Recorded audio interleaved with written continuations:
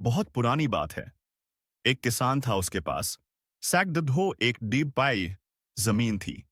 किसान बूढ़ा हो चला था। उसका एक लद्दिका था। उसका नाम सुरेश था। एक दिन अचानक जमींदार की मृत्यु हो गई।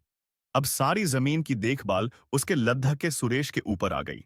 लेकिन सुरेश को खेती बाड़ी और मेहनत करना अच्छा नहीं लगता था। वह जल्द ही बहुत अमीर बनना चाहता था। तभी किसी ने उसे पारस पत्थर के बारे में बतलाया। पारस पत्थर एक ऐसा पत्थर होता है जिसे किसी भी धातु से स्पर्श करने पर वह धातु सोना बन जाती है। सुरेश किसी भी कीमत पर पारस पत्थर पाना चाहता था। उसने पारस पत्थर ढूंढने का बहुत प्रयास किया, किंतु उसे पारस पत्थर कहीं नहीं मिला।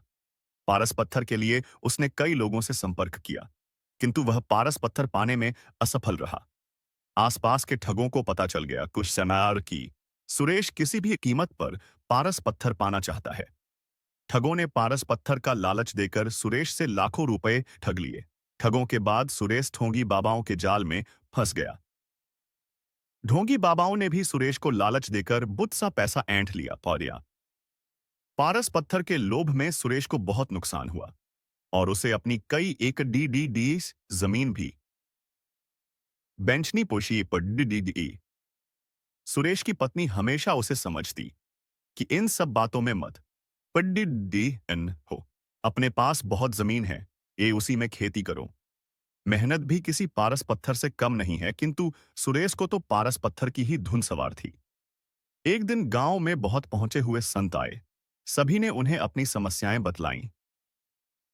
सुरेश भी अपनी पत्नी के साथ उनसे मिलने गया और उन्हें तहवाप सुनाई आनी अपनी समस्या बतलाई।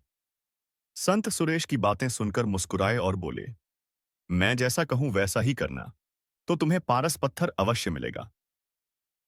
संत की बात सुनकर सुरेश बहुत खुश और संत से बोला, कृपया कर मुझे वह तरीका बतलाएं जिससे मुझे पारस पत्थर मिल जाए।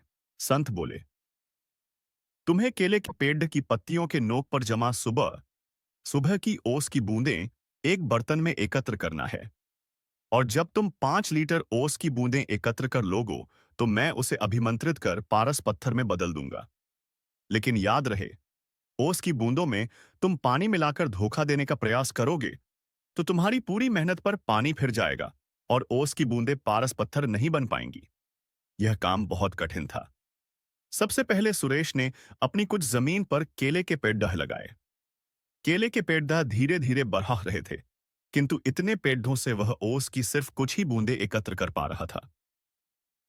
उसे लगा इतने केले के पौधों से 5 लीटर ओस एकत्र करने में तो उसे सालों लग जाएंगे।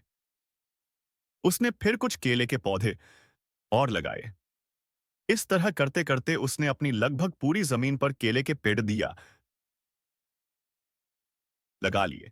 सुरेश अब इन केलों के पौधों को पानी देता और उनकी देखभाल करता था। 2 साल की अथक मेहनत के बाद सुरेश 5 लीटर ओस के बूंदे एकत्र कर पाया और अत्यधिक प्रसन्न होकर साधु महाराज के पास गया और उन्हें 5 लीटर ओस की बूंदों से भरा बर्तन देते हुए बोला, साधु महाराज, आपकी आज्ञा अनुसार मैंने 2 साल की अथक मेहनत के बाद ये 5 लीटर ओस की बूंदें एकत्र कर ली हैं।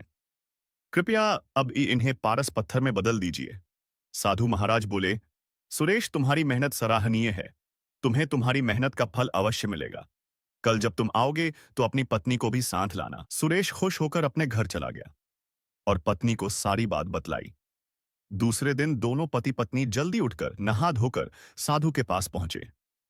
साधु ने सुरेश को देखकर कहा, सुरेश, मैंने बूंदों को पारस पत्थर में बदलने के बहुत प्रयास किया, किंतु मैं उन्हें पारस पत्थर में नहीं बदल सका।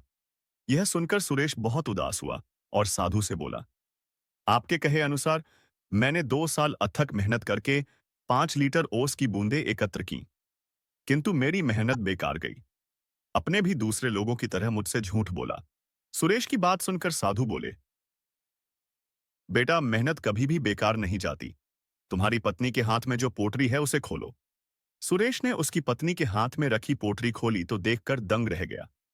उसमें सोने चांदी के आभूषण और कीमती रत्न थे। साधु बोले, सुरेश, ये तुम्हारी मेहनत का फल है, जो किसी पारस पत्थर से कम नहीं है।